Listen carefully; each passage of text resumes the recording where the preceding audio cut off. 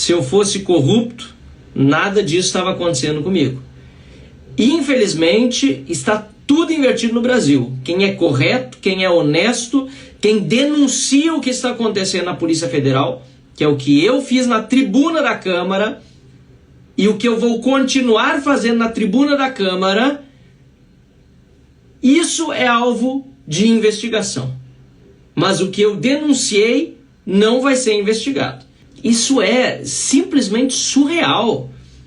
Num país em que há um parlamento, um deputado não poder mais fazer uma denúncia, não poder mais falar o que pensa, não poder mais dizer, mesmo que esteja errado. Aliás, muitas vezes nós estamos errados, enganados, mas para isso serve a imunidade parlamentar também, para proteger o parlamentar, para que ele não tenha medo de eventualmente errar.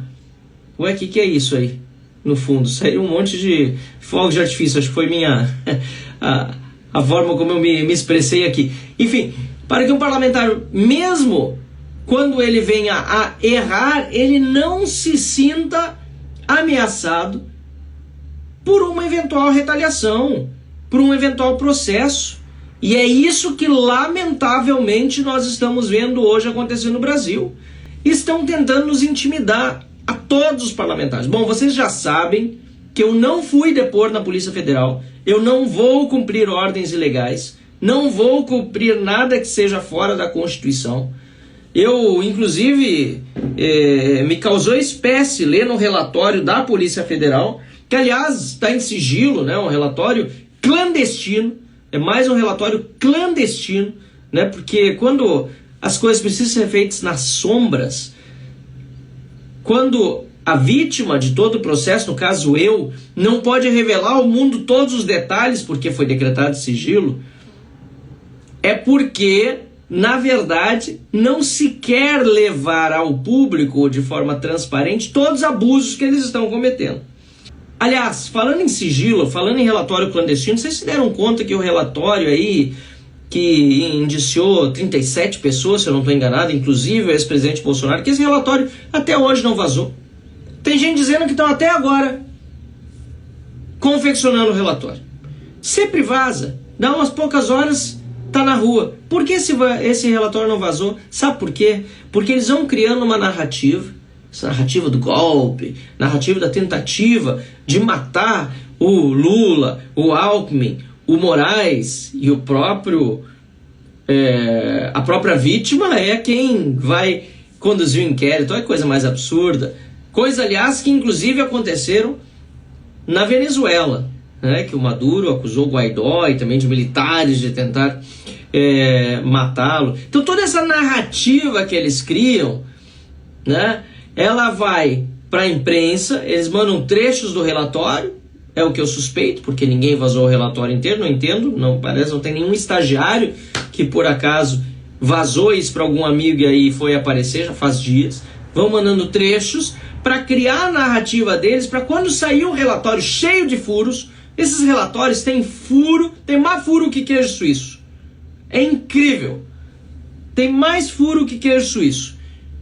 Mal escritos, português horroroso, sem revisão nenhuma. E pior, cheio de inconsistências, de incoerência. O meu, e tenho certeza também, esse do tal do golpe, da tentativa de assassinato. Então o que eles fazem? Eles fazem toda uma narrativa na imprensa para ir colando no público, como Goebbels dizia, né, uma mentira repetida 1000 vezes se torna verdade, ou várias vezes se torna verdade, ou muitas vezes, não sei como é que é exatamente a expressão dele, né? Aí fica essa narrativa colada no público e quando vem o relatório já ninguém mais está interessado. Então, quer dizer, o que eu fiz na tribuna foi chamar atenção para ele, para esse caso, e chamou tanto atenção que eu acho que isso aqui é um tiro no pé. Porque eu não vou parar, eu vou só aumentar as minhas falas diante da indignação que me causa. Em vez de estar indo atrás de corrupto, em vez de estar indo atrás de bandido, está indo atrás de deputado federal que está denunciando irregularidades na Polícia Federal.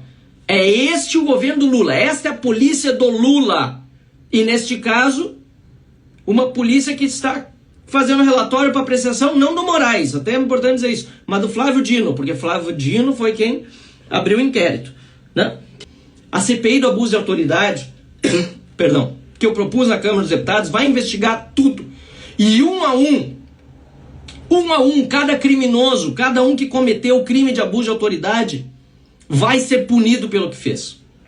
Então não pense num carguinho no exterior, não pense num benefício de curto prazo, porque isso não vale a pena. Não vale a pena. A democracia que vale a pena. O Estado de Direito vale a pena. A justiça no país vale a pena. A honestidade vale a pena.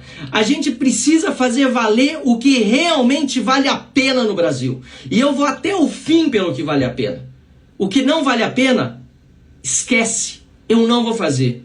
Não vale a pena eu me curvar momentaneamente diante desses tiranos, desses ditadores. Não vale a pena eu ficar quieto e me esconder, ficar omisso e dizer que eu vou esperar os outros serem perseguidos e quando a calmaria passar, aí eu vou me pronunciar. Até porque eu quero saber de alguns que estão escondidos nesse momento, onde estão passando. Um deles, inclusive, eu gostaria de saber muito onde está hoje, que é o ministro André Mendonça do STF.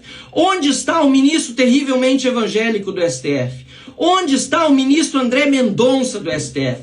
Onde está aquele ministro que precisa ter compaixão por cristãos de Bíblia embaixo do braço que estão sendo perseguidos por terem, naquele dia 8 de janeiro, estado no lugar errado, no momento errado, mas não cometeram crime nenhum? Eu quero saber onde está o ministro do STF, André Mendonça. Onde anda? Porque a última vez que eu vi ele foi quando ele tomou um pito do chefe, assim parece que ele é, pelo menos, Alexandre de Moraes. Tomou um pito ali, como se menos ministro fosse do que os demais, e se acabrunhou. Onde está o ministro André Mendonça? Sabe, essas coisas me deixam muito chateados, porque tem muita gente, inclusive na Câmara, no Senado, que se elegeu com a bandeira da direita, do Bolsonaro, do liberalismo, do conservadorismo, e hoje se esconde. Isso quando não se vendeu. Isso quando não se vendeu. Então, pessoal, vamos para cima. Eu vou continuar trabalhando do jeito que eu sempre trabalhei. Eu não tenho nenhum problema em eventualmente reconhecer quando eu erro. Eu sou uma pessoa absolutamente humilde nesse ponto. Todos sabem que volta e meia eu digo aqui, realmente, eu me excedi, podia ter falado diferente. Agora, quanto a esse discurso na tribuna da Câmara dos Deputados, essa perseguição da Polícia Federal só demonstra que eu estava absolutamente certo. Absolutamente certo no que eu estava denunciando. Porque se eu não estivesse certo, eles não estavam me perseguindo. Se eu não tivesse pegado no calo daquele policial federal Fábio Schor, Marcos Bontempo, toda essa trupe de policiais federais, são 9 delegados policiais federais, 5 agentes até o momento, na perseguição contra mim, toda essa trupe não estava hoje atrás de mim. E cada um deles está contribuindo, colaborando com esse regime ditatorial que a gente tem hoje no Brasil. Cada um deles está contribuindo e colaborando com Lula, com o STF, com esse regime ditatorial que nós temos hoje no país.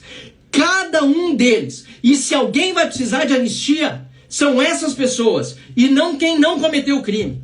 É um termo errado, inclusive. Desculpem minha veemência, até estou falando mais tempo do que eu pensava nessa live. É um termo errado dizer que a gente quer anistia para pessoas que não cometeram crime nenhum. Algumas pessoas, sim, depredaram, vandalizaram, precisam pagar de acordo com o crime que cometeram. E, aliás, já pagaram mais do que deveriam pela legislação brasileira todas as pessoas que vandalizaram. E em comparação com o MST e outros grupos terroristas, grupos criminosos, infinitamente mais, porque esses não pagam pelos crimes que cometem nunca.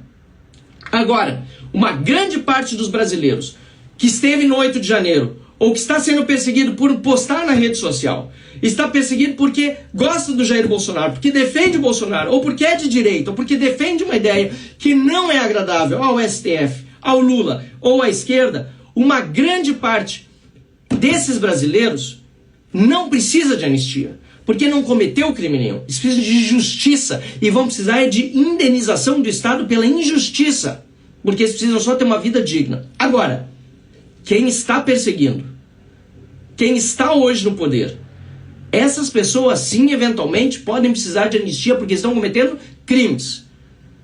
Na minha opinião, precisam, na verdade, de punição. Precisam, inclusive, de cadeia, muitos deles. O Lula, inclusive, já esteve na cadeia e não devia nem ter saído dela.